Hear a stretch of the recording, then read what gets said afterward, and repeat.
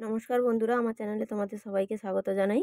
আশা করি তোমরা সবাই ভালো আছো। আজকে আমি তোমাদের জন্য নিয়ে এসেছি চিংড়ি মাছ ও মসুরির ডালের বড়া বা পকোড়া। এই দেখো, এটা কত সুন্দর আর খুবই সুস্বাদু হয় এটা। তোমরা বাড়িতে খুব সহজেই এটা বানিয়ে নিতে পারো। এখানে আমি মসুরির ডাল ভিজিয়ে রেখেছিলাম, এটা ভালোভাবে ধুয়ে ভিজিয়ে রেখেছিলাম। এটা আমি ছেঁকে রেখেছি। এটা আমি মিক্সিং বলে বেটে নেব। তারপর আমি চিংড়ি মাছও বেটে নিয়েছি। এই দেখো, এদিকে চিংড়ি মাছের বাটা আছে, মসুরির ডাল বাটা আছে, পেঁয়াজ কুচানো আছে, আর ধনেপাতা কুচানো আছে, আর বাঁধাকপি আছে। এগুলো আমি ভালোভাবে একটু মিশিয়ে নিচ্ছি। আর আমার ভিডিও যদি তোমাদের ভালো লাগে অবশ্যই আমাকে কমেন্ট করে জানিও। আর তোমরা বাড়িতে অবশ্যই একবার ট্রাই করো, দেখো খুবই ভালো লাগবে তোমাদের এটা। দেখো, এর মধ্যে আমি হলুদ দিলাম, লবণ দেব, আর লঙ্কার গুঁড়ো দেব। যেটা আমি ভালোভাবে মেখে নেব। লঙ্কার গুঁড়ো দিলাম, এটা ভালোভাবে মেখে নেবো। আর যদি তোমাদের একটু মুসুরির ডাল বাটার সময় যদি একটু জল বেশি হয়ে যায়, তাহলে একটু বেসন মিশিয়ে দিতে পারো, কোনো সমস্যা নেই।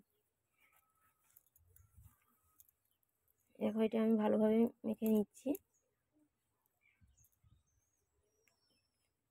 আর তোমরা বাড়িতে একবার ট্রাই করো, তারপরে তোমাদের কেমন হলো সেটাও আমাকে কমেন্ট করে জানিও। এরপরে কড়াইতে আমি তেল দিয়েছি, সাদা তেল ব্যবহার করেছি আমি এখানে। তেলটা একটু বেশি করেই তেল দিয়েছি, তেলটা গরম করে নিয়েছি। তার মধ্যে আমি এগুলো পকোড়ার আকারে ছেড়ে দিচ্ছি। এটা কিন্তু খুবই টেস্টি হয়, যেহেতু চিংড়ি মাছ আছে সেই জন্য এর একটা আলাদা স্বাদ হয়। তোমরা প্লিজ বাড়িতে একবার ট্রাই করো, দেখো তোমাদেরও খুব ভালো লাগবে এটা। এবং আমি কতগুলো ছেড়ে দিচ্ছি তেলে। এর দুদিকটা ভালোভাবে লাল লাল করে ভেজে নিতে হবে।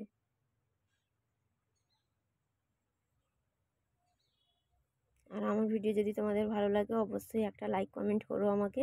আর যদি খুব ভালো লাগে তাহলে তোমরা তোমাদের বন্ধুদের সঙ্গে এটা শেয়ার করে নাও। এই দেখো, দুদিকটা আমি ভালোভাবে লাল লাল করে ভেজে নিয়েছি।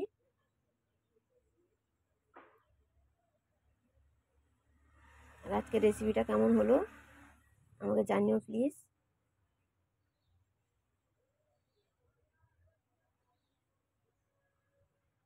জানি তোমরাও ভালো ভালো রান্না করো, তো তোমরা কিভাবে কে কেমন রান্না করো সেটাও আমার সঙ্গে একটু শেয়ার করো।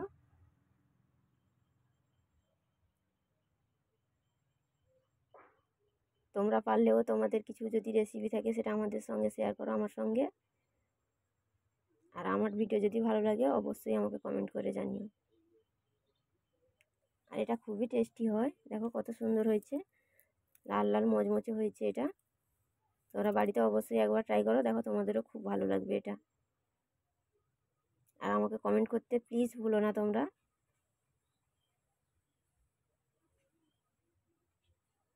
আজকের মতো এই পর্যন্ত, দেখা হবে আবার পরের একটা অন্য কোনো ভিডিওতে তোমাদের সঙ্গে আসবো।